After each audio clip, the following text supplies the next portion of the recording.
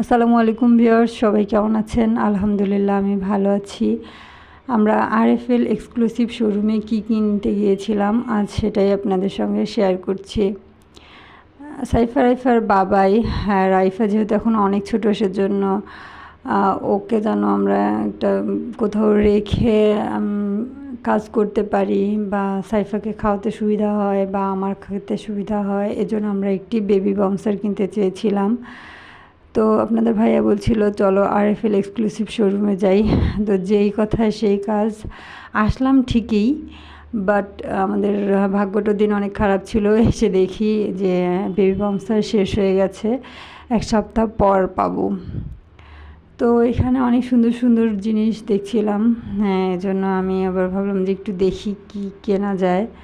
এই যে এখানে এই ফুলদানিগুলো, এগুলো অনেক সুন্দর লাগছিল, আমার কাছে খুব ভালো লাগছিল। আরএফএলেরই এগুলো, কিন্তু দেখে কিন্তু মনে হচ্ছে যে সিরামিক, আসলে কিন্তু সিরামিক না। খুব ভালো লাগছিল। এখানে অনেক সিরামিকের জিনিসও আছে।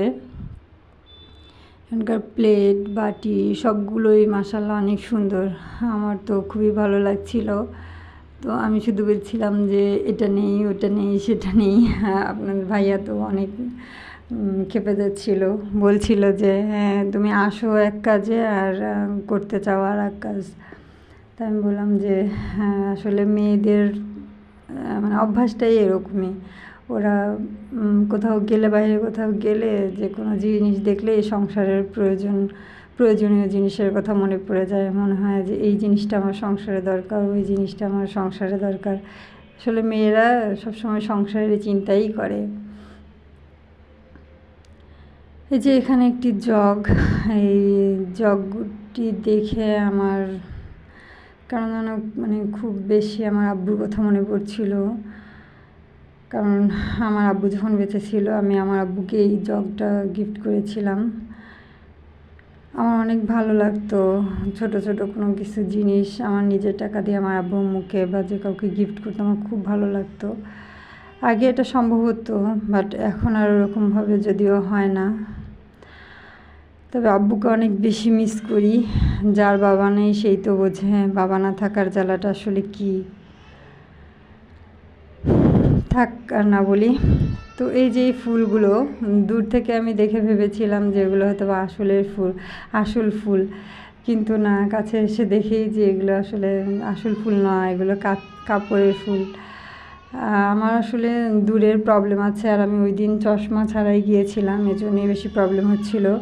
এখানকার ননস্টিকের ফ্রাই প্যানগুলো অনেক সুন্দর, তবে আমি একটু কালারওয়ালা মার্বেল কোটিংয়ের ফ্রাই প্যানটা খুঁজছিলাম। আপনারা যদি কেউ জেনে থাকেন যে এটা আমি কোথায় ভালো পাবো, আমাকে একটু কমেন্ট করে জানাবেন প্লিজ, উপকৃত হব। এখানে প্লেটগুলো অনেক সুন্দর সুন্দর, আসলে বেবিদেরও অনেক অনেক গাড়ি খেলনা অনেক কিছুই আছে আরএফএল এক্সক্লুসিভ শোরুমে, অনেক চুলাও আছে। এদিকে রাইফার বাবাই বেরিয়ে চলে আসছে, আমাকে ডাকছে, আমি জিনিস দেখতেই আছি। তো এই যে রিক্সা আমাদের চলে এসেছে, আমরা এখন রিক্সায় উঠব, আমরা চলে যাচ্ছি। আমার মেয়ে তো অনেক খুশি, সে অনেক এনজয় করেছে, সে বাইরে বের হলেই অনেক খুশি হয়ে যায়। সবাই আমাদের জন্য দোয়া করবেন। আমরা এই যে এই সামান্য কিছু জিনিসই আর কি কিনে আনছি আজকে, বেশি কিছু কিনতে পারিনি।